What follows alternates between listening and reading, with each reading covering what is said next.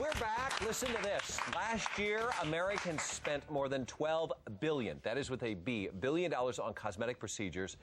We're going to talk about that, and we're going to sit down and talk about the hottest procedures we should avoid and some that are safer alternatives. And we're doing that with board-certified plastic surgeon Dr. Anthony Youn. Welcome, doctor. Thank you. By the way, did a nice job out in the singing. Yes, very impressive. If I can have a singing doctor, that's what I'm going to go with. As he can, but Yeah, you brought it home. All right, what are some of the most popular procedures that women look at? So the most these days? popular procedures for women, according to the Aesthetic Society last year, were breast augmentation, liposuction, and tummy tucks. Okay. And for men, and men only make up 10% of patients who have plastic surgery, but more and more men are having it done every year.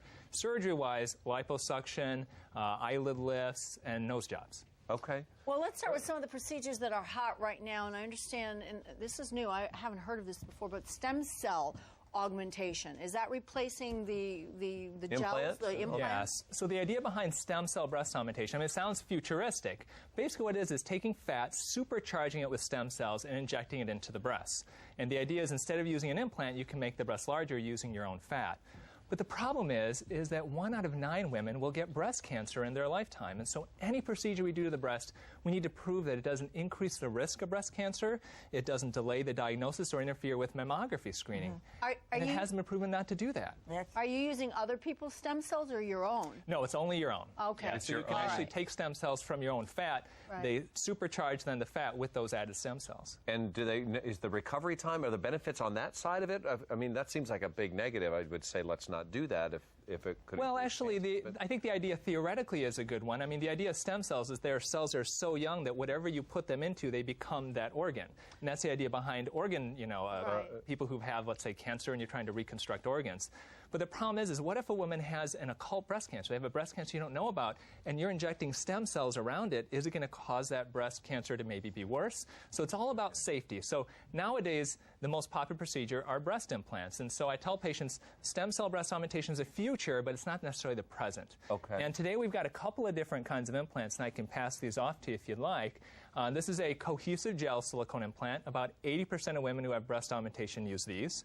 And now we even have... This has been around, doctor, for a while. It has been around for quite a few, actually probably about 15 years or so. Okay. But they're still the workhorse in breast implant surgery. But now we have the gummy bear implant. What? The gummy bear implant. And I'll let you feel that. Now, it's not an actual gummy bear, obviously, but it's a solid silicone. So initially we started with liquid silicone in the 80s and 90s. This is a silicone gel, and now we've gone to the actual solid silicone. So it does not leak. And so the fear that women have of, oh no, these silicone implants are going to leak and make me sick, they just don't. Okay, but now we're still talking about women and breast cancer, though. I mean, you have this. If you implant this in you, isn't it harder to find the breast cancer cells when you have implants? There have actually been studies, thousands and thousands of women, that actually show that it does not interfere with tracking down breast cancer. It doesn't delay the diagnosis of breast cancer, or it doesn't limit your options. Strangely enough, women who have breast implants actually have a lower risk, lower incidence of breast cancer than women without implants. Really? But I think it's probably because most women with implants, they take care of themselves. You know, they're going to put the money into their appearance. They're also going to take care of themselves, too. I see a needle. I don't like them, but I'm going to ask anyway. These are fillers you're talking about. Yeah, so there are doctors across the country who are doing fillers to inject into the cheeks, into the lips, into the buttocks, and they're using permanent substances like silicone. And that's what I consider a big no-no. So the idea behind... For real? Like real silicone? Like... So there's two things. So real silicone, if it's medical grade, can cause problems down the line. What kind of problem? Well, I call it the gift that keeps on giving. You can get infections, you can get scar tissue, you can get inflammation years down the line, even if it looks good today. And even worse, there are people who aren't even doctors who are injecting industrial-strength liquid silicone to people. Oh. Yeah, that's silicone caulk. Is that legal? No, it is not. And people have actually died from it. And you may think that it's just on the coast or it's in big cities, but it's actually in the heartland, too.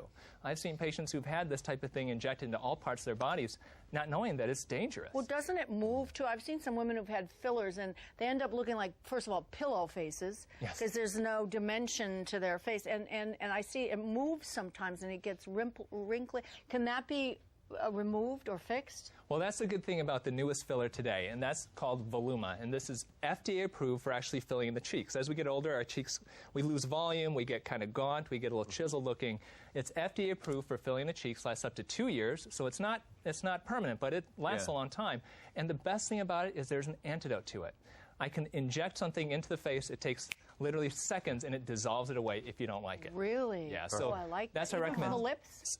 Yeah, this you don't do for the lips. The lips you want to use something a little bit different. You know, everything you say perfect, but it's scary because I saw now a lot of my neighbors that they injected something on the lips and they look like they can suck an orange across this room.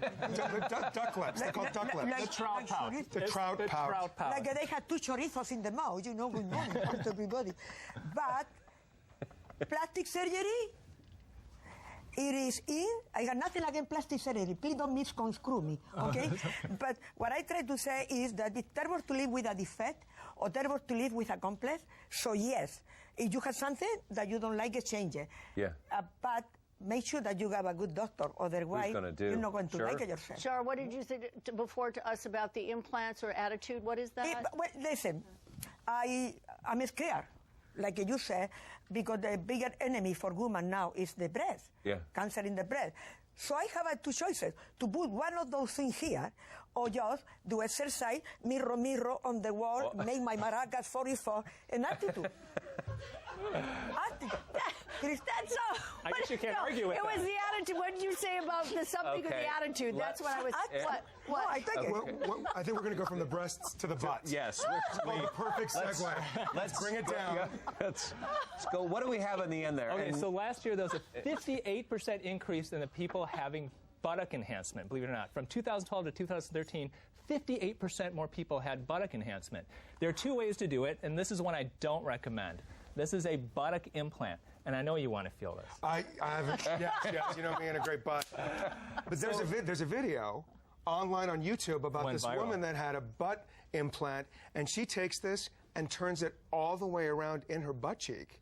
I mean, why? Why do people want big butts? First of all, it shouldn't be moving, number one. Exactly. Right? So that's the danger of buttock implants, is they get infected, they can get displaced. And can you imagine sitting on 2 of these for the rest of your life? Goodness. Why do people want to do that? Why don't people want to get their butt smaller to fit in? I don't understand that one. I think it comes down to popular media. You know, you've got celebrities that are known for their bottoms. Kim Kardashian, Beyonce. Yeah. You know, Jen Selter. There's all these people out there, and that's their calling card. And what happens is people want to look like them, and they undergo these procedures. So instead of implants... Exercise. Well, instead of implants, exercise, or you can inject fat. So you take fat from one area, put it into the buttocks. It's a twofer. You lose the saddle bags, and you gain the bottom that you wanted. And then does the fat in the butt dissipate then after a period of time? About half of it typically stays. Perfect. Much safer.